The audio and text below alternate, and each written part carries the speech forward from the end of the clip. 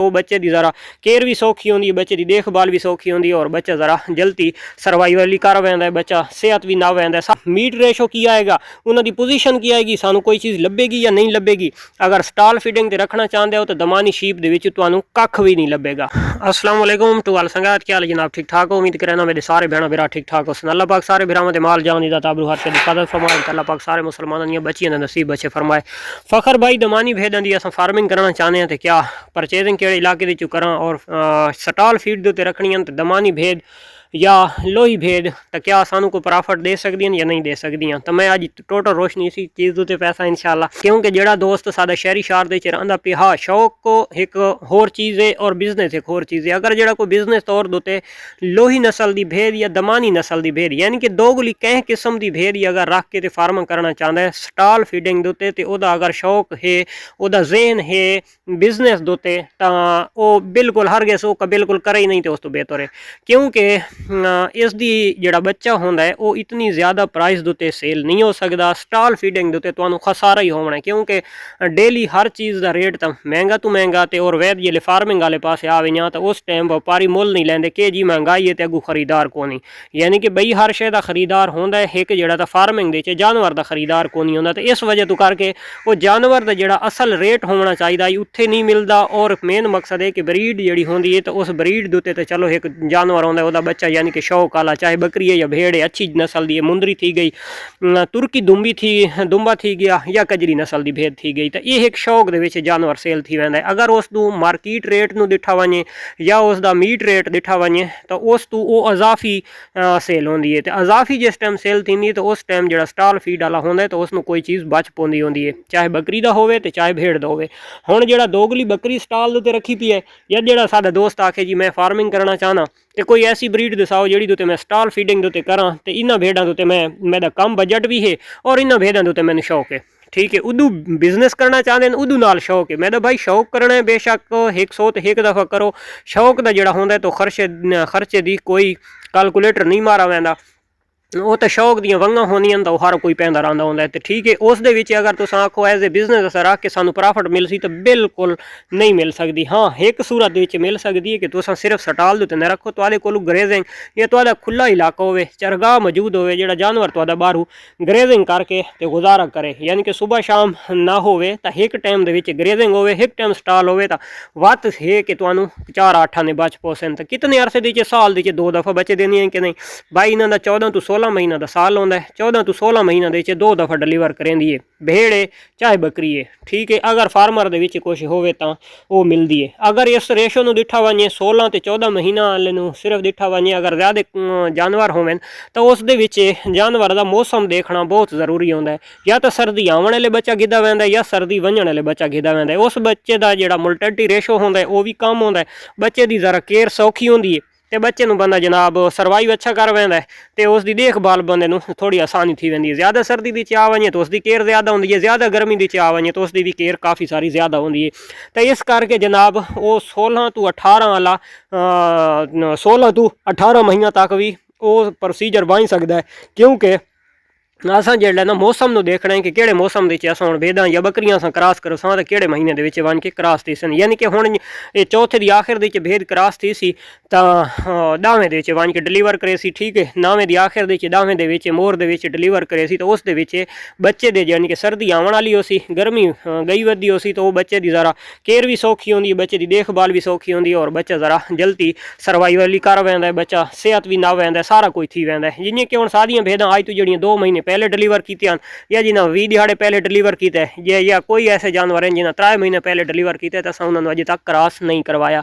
किस वजह तो नहीं करवाया कि अजे तक असा ब्रीडर नहीं छोड़ना, असा आने वाली ब्रीड में देखना है कि साड़ी किहड़े मौसम के वन के ब्रीड आवे जिहड़ी ब्रीड में असा आसानी नाल उन्होंने सेहत का ख्याल रखना है, उन्होंने चारा जात का ख्याल रखना है तो उन्होंने मोर्टेलिटी रेशो यानी जिंदगी होंदी है मौत होंदी है वो तो मेरे अल्लाह नूं पता है। लेकिन एक इंसान की या एक फार्मर की एक कोशिश होंदी है कि इस मौसम ਵਿੱਚ ਬੱਚੇ ਆਵਣ ਤਾਂ ਉਸ ਦੇ ਵਿੱਚ ਮੋਰਟੈਲਿਟੀ ਕਮ ਹੁੰਦੀ ਹੈ। ਮੇਨ ਮਕਸਦ ਇਹ ਹੈ ਕਿ ਅੱਲਾ ਦੀ ਜ਼ਾਤ ਕਹਿ ਮੁਸਲਮਾਨ ਨੂੰ ਘਾਟੇ ਨਾ ਦੇਵੇ। ठीक है, हुण आ वड़दे हां भाई सटाल दे उत्ते किहड़े जानवर रखे वाई सकदे ने। सटाल दे उत्ते पहले नंबर दे उत्ते थोड़े जानवर रखो, यानी कि इन्हां दी डिप्टी ऑन डिप्टी है। ते अगर बिजनेस दा ना देखो तो एक इ'यां समझ भाई सैड बिजनेस है। सैड बिजनेस यानी कि ऐसी चीज़ है कि एक स्टाक होंदा है वो रख के ते बंदा एक साइड ते थी वैंदा है, चाहे बाहर दे मुल्क लगा वञे तो स्टाक कोई अरसे बाद काट सुट्टेंदा। जिसलै जानवर है ये यानी कि ना तो असां सिर्फ इसदा टाइटल तो सिर्फ दे सकदे हां सैड बिजनेस दा, लेकिन जिहड़ी डिप्टी है इसदी बिल्कुल आन है। हुण जनाब साडे कोल पहले थोड़े जानवर होंदे असां टोटल आप करेंदे असें, हुण जदा मुलाजमत उत्ते आईए तो हुण सानू आके सही करके समझ लगी है कि मालिक को जब तक फुल निगरानी न रखे तब तक मुलाजिम जितनी कोशिश करे जानवर नहीं सर्वाइव कर सकता, जानवर नहीं खसारा तो निकल सकता और जानवर नहीं प्रॉफिट दे सकता फार्मर नूं, जब तक उसकी हर टाइम की निगरानी उस जानवर उत्ते न हो सी। तां ठीक हो गया। वो जो आदे न सियाने आदे होंदे वो मावां मर गई जड़ियाँ बिस्मिल्लाह पढ़ के दुध पिलैनियां, अजकल तो वो मावां नहीं रही ते अजकल यानी कि मुलाजिम खटियां खवाउण वाले कित्थों आ गए। मैं एक अपनी गल करदा पिया, विच बहुत कम लोग है शादर नादर बच गए कि जेड़े एक कोशिश करें कि यार साडी रिज़्क हलाल थी वे ते असां इन्हां ते मेहनत करसां तो मालिक नूं कुछ बची तो सानू भी इज्जत दे नाल भी पेश आसी और मेन मकसद सानू कुछ बची पोसी। अज ये दौर आ गए भाई अगर कहीं जा बंदे नूं आख चना कि मैं तो भाई यार इन्हां नूं तैं चारा घट पाया तो इन्हां नूं थोड़ा जिहा ज़्यादा पाए तो दूजे दिहाड़े आदे भाई मैं तो बाहर सरदा दा अपना बंदा चेंज कर गया। ठीक हो गया। तो अजकल यानी कि ये एक टाइम आ गया है यानी कि पैसा सस्ता थी गया है, समझ नहीं आती। उदू आदन जी गरीब मारा गया है, गरीब कोल शै को नहीं तो उदू जनाब हर बंदे दे इतने नखरे हो गए कि जिसका कोई हिसाब नहीं। और कई बंदे नूं आखा जाना यार तू आसे पासे जो धिक्के खांदा वा दें तू महीने बाद तनख्वाह गिन तेन खर्चा पानी दुकान तो सौदा लवा दें सारा कोई तो तू आके तो जनाब सादे कोल टेक वाई वो आदा यार मैं भेदन तो टेक वाइया। ठीक है, अजकल एक ऐसा एक जेन मैंड सैट इंसान आ गए कि जेड़े दी कोई समझ ही नहीं आती। ठीक है, तो इस वजह तो जेड़े दोस्त शौक करना चाहते हैं मैं उन्होंने दोस्तों के नाल मुखातिब हाँ। अगर तुम स्टाल फीडिंग तो शौक करना है, स्टाल फीड तो तुम जानवर रखने ज़्यादा ज़्यादा तुम शौक करो 10 12 15 जानवर रखो, यही तुहाडे कमर्शियल हैं। यह जानवर भी तुहाडे इ'यां समझ एज ए बिजनेस तुहाडी फार्मिंग है। ठीक हो गया। ज़्यादा रखने की कोई फायदा को नहीं, उन्होंने केयर अच्छी करो। उन्होंने जानवरों की तुहाडे कोल अगर भेड़ां दी चाहते हो तुर्की दुंबे दे अफोर्ड कर सकते हो, तुर्की दुंबे का शौक का अगर तुहाडे दिल दे विच है तो उन्होंने वाइट दुंबे का या बिराउन का तुसां कर गिनो ज़बरदस्त शौक है। उस तो बाद कजली भेड़ सुभान तेरी कुदरत हर जगह उत्ते विकदी है, हर जगह उत्ते दा रेट भी है, सारा कुछ है।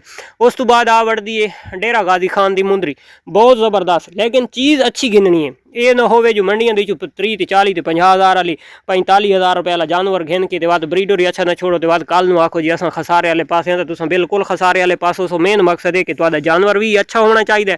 अगर जानवर दे तुसां कंप्रोमाइज़ कर गए हो तो तुहाडा ब्रीडर दे नहीं होना चाहिए, ब्रीडर अच्छे तो अच्छा होना चाहिए। इन्हां चीज़ां दे तुसां स्टाल फीडिंग तो कुछ 4 पैसे कमा सकते हो। हुण जेड़े दोस्त आखें जी असां लोई दे विच या दोगली देसी भेड़ां घिन के या दमानी घिन के असां जनाब स्टाल ते रखना चाहते हैं तो असां सर्वाइव साडे इलाके दी किदां करनगियां, साडे इलाके दे विच उन्हां दा रहन सहन किदां होएगा, उन्हां दा मीट रेशो की आएगा, उन्हां दी पोजीशन की आएगी, सानू कोई चीज़ लभेगी या नहीं लभेगी। अगर स्टाल फीडिंग ते रखना चाहते हो तो दमानी शीप दे विच तुहानू कख भी नहीं लभेगा। ठीक हो गया। ये गल सीधी तो खरी। अगर तुसां यानी कि हाँ जी मेरा बागां दे विच रखो, मेन मकसद है कि चरगाह उन्होंने मुहैया करना तुहाडा काम है, चाहे आज़ाद होवे तो चाहे बाग होवे। इस दे विच ये है कि अगर तुहाडा बाग है उच्चा है ਉਹਦੇ तले तले भेड़ां फिरदियां रहन, इन्हां दे विच नो डाउट यानी कि इन्हां पैर चा के बकरी यार उत्ते रख के इन्हां नहीं खावना होंदा। किस नस्ल की भेड़ होवे उस बागां दे विच चर सकदी है। अगर तुहाडा बाग की हाइट उच्ची होवे तां, अगर तुहाडा बाग हुण नींबू दा बाग है या मिठे दा बाग है, जमीन दे उत्ते छाया पई आउंदा है तो मैं भाई उसनूं जानवर तुहाडा खासी भेड़ दी कई किस्म की भेड़ भी हो सी तो वह खासी उन्होंने नुकसान वह करेसी। अगर उच्चा बाग है अमरूद का जियां होंदा है जी है ज़बरदस्त है, तुहाडे कोल चरगाह होनी बहुत ज़रूरी है। सिर्फ ओनली ऑन सटाल ना होवे, ओनली ऑन अगर सटाल हो सी तो तुहानू कोई चीज़ नहीं बचन लगी। उस तो बाद अगर आ गया जी इतने अरसे बाद जी 14 तो 16 महीनों के अगर बच्चे देन तो 1.5 बच्चे की असां रेशो रखते हैं तो वो अगर साडा इतना खर्चा होवे तो सानू कुछ बच सकते। ये बिल्कुल ख्याल ही पिलाओ, ये एक साडी सोच है। अगर साडी सोच जी है ना वो साडी नहीं हो सकती, साडी इं नहीं हो सकती असां 1.5 बच्चे की रेशो रख लीए, एक दी रख लीए फिलहान ढिमकाने वो 14 वाला महीना बाद असां ठीक है 2 दफ़ा बच्चे तो गिन गिन सां अल्लाह न करे ਬੱਕਰੇ ਪਤਾ ਨਹੀਂ ਬਚਦੇ ਕਿ ਨਹੀਂ ਬਚਦੇ। ਇਹਦੇ ਵਿੱਚ ਯਾਨੀ ਕਿ ਰਿਸਕ ਵੀ ਬੜਾ ਹੈ। ਪੈਗੰਬਰਾਂ ਦਾ ਪੇਸ਼ਾ ਵੀ ਹੈ, ਰਿਜ਼ਕ ਹਲਾਲ ਵੀ ਹੈ। ਮੇਨ ਮਕਸਦ ਹੈ ਕਿ ਇਹਨਾਂ ਕੋਲ ਸਕੂਨ ਵੀ ਮਿਲਦਾ ਹੈ, ਕਿਸੇ ਕਿਸਮ ਦੀ ਟੈਨਸ਼ਨ ਪਰੇਸ਼ਾਨੀ ਨਹੀਂ ਆਉਂਦੀ, ਬੰਦਾ ਡਿਪਰੈਸ਼ਨ ਤੋਂ ਵੀ ਬਚਾ ਰਹਿੰਦਾ ਹੈ, ਇੱਜ਼ਤ ਵੀ ਹੁੰਦੀ ਹੈ ਮੁਆਸ਼ਰੇ ਦੀ। ਹਲਾਲ ਮਾਲ ਦਾ ਇ'यां समझ भाई ਉਹਦੇ तली सफाई करनी, ਉਹਨੂੰ ਖਵਾਉਣਾ ਪਿਲਾਉਣਾ, ਇਹ इ'यां समझ एक सवाब ਦਾ ਕੰਮ भी है। रेट ਦੀ नहीं रेशो ਰੱਖਣੀ। भेड़ ओवरऑल यानी कि तकरीबन 60 ਤੋਂ 65% भेड़ ਦੇ ਵਿੱਚ यानी कि सिंगल किड्स पाया वैंदा है। ਉਹਦੇ ਵਿੱਚ तकरीबन 10 ਤੋਂ 15% टोटल ਜਿਹੜਾ ਤਾਂ 2 किड्स पाए वैंदे ने। ਤੇ बहुत कम रेशो है। 100 ਦੇ ਵਿੱਚ ਕੋਈ 2-3 भेड़ां हो सन कि ਜਿਹੜੀਆਂ 3 ਬੱਚੇ ਦੇ ਸਨ, वरना 2। ओवरऑल ਨੂੰ दिठा वञे ਤਾਂ भेड़ ਦਾ ਇੱਕ ਬੱਚਾ ਹੀ ਜ਼ਬਰਦਸਤ ਹੁੰਦਾ ਹੈ, क्योंकि ਉਹ ज़रा जल्दी सर्वाइव कर वेंदा है, बच्चा जल्दी ग्रोथ कर वेंदा है, जल्दी यानी कि वो तैयार थी वेंदा है, तो भेड़ दूसरी दफ़ा क्रॉस हो वेंदी है। लेकिन मैं वत भी अपने दोस्तों को यह इल्तमास आखिरी करे सा, अगर तुम स्टॉल फीडिंग करना चाहते हो तो मैनू मशवरा मेरे कोल घिंदे आओ, या मैनू तुम व्हाट्सएप के उत्ते मैसेज करेंदे हो तो सानू की बचना है, तो भाई तुहानू कख भी नहीं बचना। शाम का टाइम है, मैं बिल्कुल सीधी तो सुच्ची तो साफ गल दसांदा पिया कि स्टॉल फीडिंग के उत्ते नॉर्मल भेड़ां रख के तो तुहानू कख भी नहीं बचना। हाँ, जिहड़ा दोस्त आखे जी शहरी शहर दे विच भेड़ रखी नहीं वाई सकदी, तो ये भी उसका सरोसार झूठ है। बिल्कुल रखी वाई सकती है, स्टाल ते भी रखी वाई सकती है, बिल्कुल अंदर बंद रखी वाई सकती है, कहीं किस्म की कोई मसला को नहीं। मेन मकसद है कि अगर तुम स्टाल दे उत्ते नॉर्मल दोग देसी दोगली रख के शौक कर सकते हो, बिजनेस करके रखेंदे हो, तो तुहानू कख भी नहीं बचांदी। मिलते हैं इंशाल्लाह नेक्स्ट वीडियो, तब तक देसो इजाज़त। अल्लाह हाफिज़।